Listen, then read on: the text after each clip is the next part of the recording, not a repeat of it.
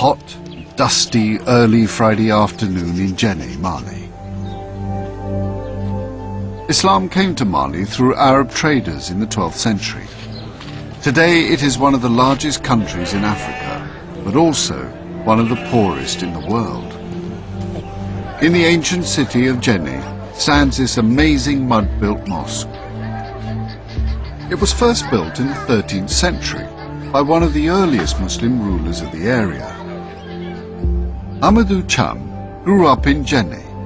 He now lives with his family in the capital city of Bamako, but visits the city often.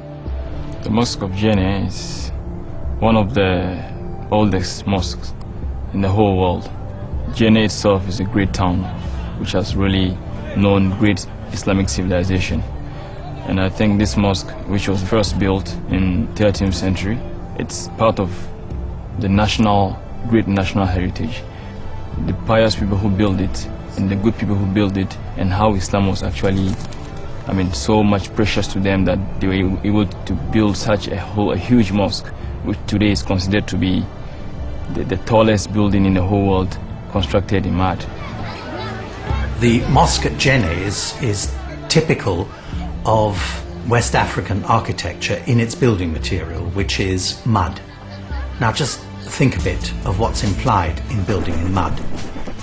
Mud may have plenty of compressive strength, that is to say that it won't crumble under direct vertical pressure, but it doesn't have much strength laterally. So if you're building domes, vaults, even a flat roof, and using mud for the supports, you have to make the walls very, very thick. You have to make the supports very, very frequent, and the spaces in between them quite narrow. Lots of pillars there, but it's quite dark and very silent. So it's really the spiritual experience of simplicity. So they don't have money, but they have traditions. And the Imam there told me our richness is our roots. And this is where, coming from some other parts of the world, when you have all these great things, simplicity, deep commitment towards God, and within the mosque, this was my feeling.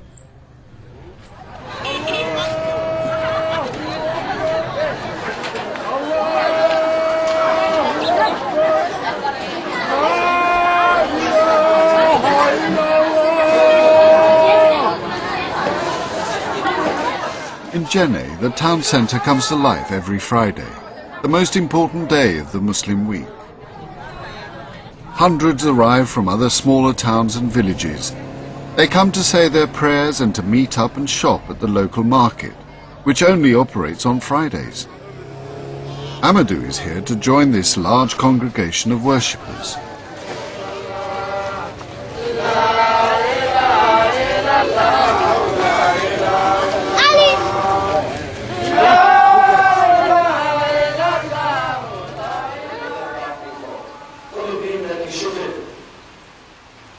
Friday prayers are the prayers in the week that Muslims are obliged to perform in congregation together. They replace the early afternoon prayer. Like the Sunday service for Christians, Friday prayers always have a sermon delivered by the local imam.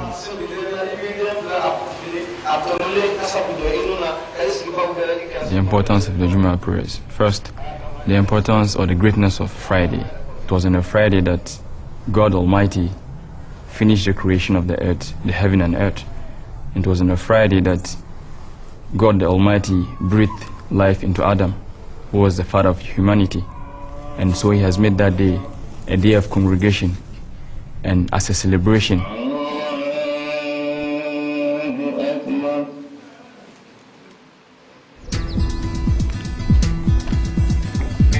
Amadou can afford to go to Mecca with financial help from his parents. Most people in Mali cannot afford this journey.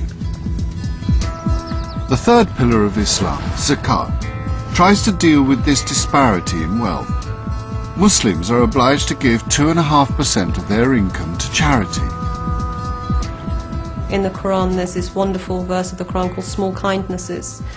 God is sort of, woe unto you who does all of these things of praying, etc., these grandiose religious things, but you ignore, the smallest person in need. Normally you will give zakat to those who deserve it, that's basically the poor. You can also give to members of your family or relative who are deserving or who are poor. In some Muslim countries you have institutions that collect zakat. They are, if you like, pious foundations that look after the orphans and so on and so forth. In certain Muslim countries the state collects zakat and then distributes it amongst the poor. In Mali, most people live on less than 60 pence a day and wouldn't survive if it weren't for the charitable principles that are built into the Islamic faith. The need for social justice and equity in Islamic societies is greater now than ever before.